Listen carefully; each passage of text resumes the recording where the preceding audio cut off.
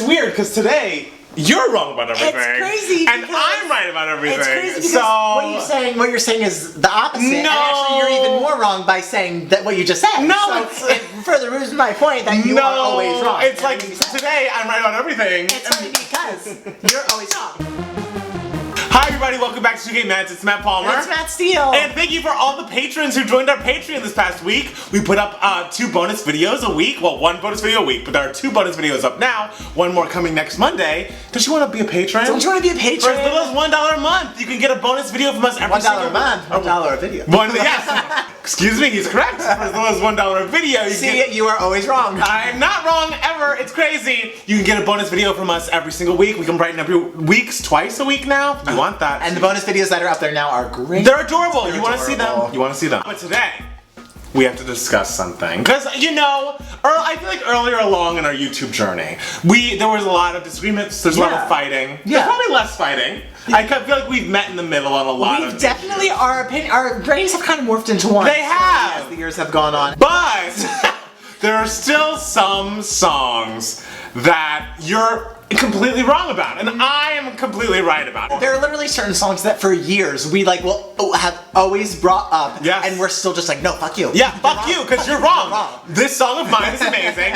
This song that you like is garbage. Like, facts. And we want to talk to you about that, argue our points. You know, it's kind of like, I feel like this is what like courtrooms are like. Exactly. And then you can all vote below. Yes. Who has the better opinion. You're the judge and the jury today. Let's start with a song that's bad. I've been trying to be kinder to Taylor on the channel. I feel like Taylor fans will get upset with me because I'm not a fan of her current era. During the Red era, I was a big, huge fan of that album. Yes. I love We Are Never Getting Back Together. Yes. I love I Knew You Were Trouble. Yes. There's, of course, All Too Well.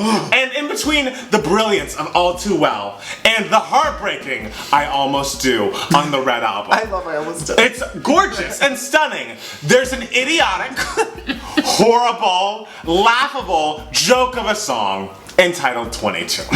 So, okay, this was Taylor's first foray into like half pop, whatever, and she's working with Max Martin. They did 3 songs together. We Were Never Getting Back Together, amazing. They did I Knew You Were Trouble, amazing. And then they did this, and you know, 2 out of 3 ain't bad. This song is ridiculous. It is noisy. It's like when she's trying to go for cutesy and poppy, and it just crosses all the way over to the bad side. There's a line you walk, and there's cutesy where it's like We Were Never Getting Back Together, and we love it, and there's cutesy like Zooey Deschanel and New Girl when she's 40 years old and trying to be boo boopy doop, and it's like, this is disgusting. This is closer to that. It is a stomper, it is a joke, it is just obnoxious. It's like I can see the horrible girls on their birthday squealing it at a restaurant, and it makes my stomach turn. And that's just the truth. The song is garbage, and we all should accept that. And I don't understand your point of view on it. See, it should be no surprise to any of you that the crossing the line into too cutesy, I'm all about. Oh yeah! I think 22 slaps. I think 22 is so much fun. I can see why people think it's annoying. I think it's because great. it is annoying. I just turn it on and I spin around in circles to my room and I'm just like, you know, Nami, I bet you want to. It's just like, I love it. I think it's such a jam. I think it's so much fun. No. It's so stupid, so useless. I could listen to it forever. But that's the thing, especially after All Too Well. Of course, but you need the balance. You need both ends of the spectrum. But that is too far on the other end. This is like the Lollipop Guild. This is like Kids Bop. There's a great song called 22 by Lily Allen, which is like, has some thought to it, has some bite, it has some tart. That's a great 22. This is a birthday Kids Bop disaster. I love it. I could bop to it all day. Call me a kid. I'm just so much younger than you, I guess. You're really not, about to be 30. And it just sounds like a Glee original. Did you like the Glee original songs that came out? They had originals? They did. They all sounded like Raise Your Glass by Pink. Okay. But like, worse. There's no real defense, it seems like. It seems like your defense of the song I'm is saying pretty it weak. because I love it and I think it's a lot. I think the melody is so interesting. I think the production has so much energy. I love it so much. 22. Okay, what's up? Everything will be Alright. What song do you think is bad that you're completely wrong Alright, about? we're gonna talk about a song that is, for an artist that is so rich with colors and textures and vibrancy, Miss Mariah Carey. The queen of music, some would call her. There is a song, well, a whole album that's just very vanilla, but a song that just epitomizes that vanilla-iness. Wow. That to me is just so nothing. Wow! So... Wait until you hear what song he's talking so about. This is unbelievable. That literally everyone loves, and I just do not understand, and that is... without. Oh my god! When you told me that it's not a song that she wrote, that it's like a cover of something else, I was just like, I can tell. There's nothing to it. I feel like there's no connection. She obviously is singing her face off because she's Mariah Carey in 1993 or whatever it was. Yes. But I don't get it. I don't understand why people love it so much. Okay, well that song was Mariah Carey's international breakthrough. That's like her first #1 in the UK. Okay. It is a vocal performance for the ages. Of course it is. But beyond the vocal, I think the holding of the notes and where it sits in her range and how she just is building and screaming and crying out to the world she can't live. Yeah, she sounds great, but the song is so nothing to me. And then when the vocals come in and layer over in the second verse. Vocals, but like the song. You don't think it's heart-wrenching? It's like you can't just see like a whole vision of someone getting off on a plane. Look. It's like a Bodyguard moment. It's like it is Mariah's "I Will Always Love You" cover moment, and the fact that you don't see that is crazy. Look, it's nice. I will describe the song as nice. I don't understand. Stunning. I don't understand why some people love it so because much. It's stunning.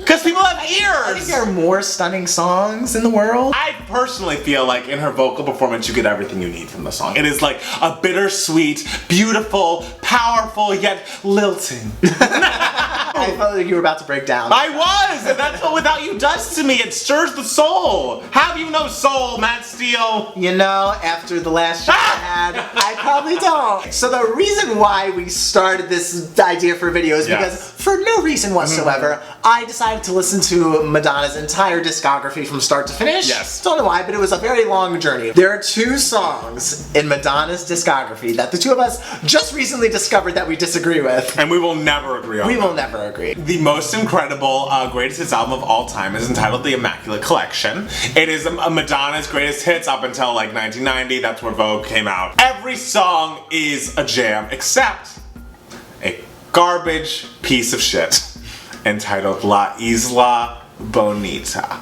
Blech. That song, that melody, the most exciting part about the melody is like the second line of the verses. It turns into the chorus and you're like, oh, that's the chorus. Like, it doesn't even move me in any sort of way. And it's like, I get that it's the 80s, but like, this is a karaoke track. Like, how dare? This sounds so cheap. And she's such a huge pop star. I assume it was a hit, but it's like, ugh, why? Why? It was a hit, and it was a deserved hit. Because La Isla Bonita, I think, is a beautiful. How? Where? Where is it beautiful? I think it's both beautiful, and you can kind of like mid-tempo jam to it. Yeah, like at a local karaoke bar. I think the melody is so interesting. I think the melody is so lovely. It doesn't go anywhere. I think it's beautiful. I think the melody is beautiful. It's not. I think it's unique. A big reason why I love it so much is because that's a song I remember playing throughout my childhood, like when I was a little kid, and I never really knew the name of it until I listened to it again after my journey through Madonna's discography and being like, oh my god, this is the song of my childhood. Nostalgia. So there is nostalgia attached to it, I will say that. But I don't understand why you don't like the melody. I think the melody is fantastic. It doesn't go anywhere. It's completely boring until the bridge when it's just like, oh, this is actively bad. And then we go back to like the chorus and it's like, okay, gone. Is this over yet? That's all I'm thinking when I literally hadn't heard the bridge before until just now because I was like, I have never gotten this far in this song. Like I've never not skipped halfway through because it's like, what is this? What am I listening to? It's like the melody like flirts with you. It's like da da da da. Oh god! We know I love to be slapped in the face by a melody, and that melody does not slap you in the face. It kind of like taps you on the shoulder, and it's like, oh, see, I feel like the melody like walks up your arm. Oh, I don't like that either. Both of those are unappealing to me. Well, you know what song is actually great? I'll talk about this song because everything you said about the melody for La Isla Bonita, I will say about the melody. That's ridiculous! Okay, let me talk. Did you introduce La Isla Bonita? No, you did. I don't You talked about it for 12 hours. I'm still mad about it. Okay. My least favorite album of Madonna's is Music. That's not her worst album, but it does have some bad songs, like The Tenafine. There's a song on there that everyone goes gaga for. Because it's fucking amazing. And I like actively like, the lyrics I think are fine and make sense. Fine! Fine! The lyrics are good. Sure, the lyrics are good. I cannot handle the melody and production. Production? Of what it feels like. I can't. To me, that is a melody that goes nowhere. Are you out the of chorus? your I'm mind? just like we're just plodding along. Do you know what it feels like? Are you out of your mind? I don't like the weird vibiness of it. I don't. Like, yeah, and the lyrics, I understand why they're important. I get why they're good. Yeah, in this age of Me Too, you should. You Of hate. course I It's do. crazy that you hate women this much. But go on. This song is literally brilliant, and there's no argument against it. And you know what it is? You have a blind spot because you feel this same way about Britney Spears' "Breathe on Me." I feel like do not. I you like do. Breathe on You Me. don't like it enough. I There are like songs Breathe on that Me. are electronic and are atmospheric, and like the melodies are a little bit more laid back. You just do not understand the brilliance of. They're like cinematic masterpieces, and you're just like, it was okay. And I'm just like, no. Honestly, if it was the year 2000 and Beyonce was who she is now, she would make What It Feels Like for a Girl. Like, it is an important, impeccable pop song. The girls can cut their hair short. Of course, And that's great. It's not great, it's amazing, it's iconic, and she's ahead of her time. Yes. People weren't talking like this. And Madonna was like, because you think being a girl is degrading. And it's like, she shook the world, Matt Steele. Yeah, I get it. I just don't like the melody. That melody goes everywhere. It lifts and lifts. It's like a feather floating. Like as we're in the pre-chorus, we're gonna float a little higher. And we're in the chorus, and we're gonna float a little higher.